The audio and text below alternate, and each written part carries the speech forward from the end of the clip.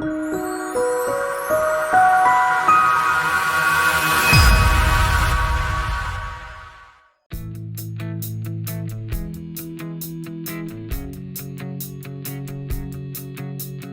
like to talk about the concept of the pre-punch size for an extrusion tool compared to the result when you run that extrusion tool.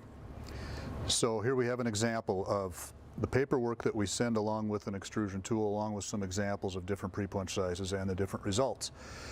The paperwork says what the desired pre-punch size, or the sampled pre-punch size is. We say in this case 0.067 inches. That achieves with this tool a 0.228 inside diameter and achieves what we consider to be the maximum height for this extrusion.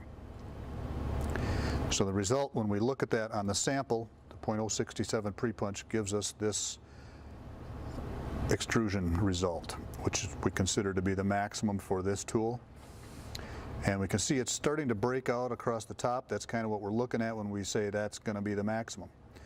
If you reduce that pre-punch size from the 0.067, make it smaller, then it's going to try to form higher, and it's going to start to break out and be an unacceptable extrusion.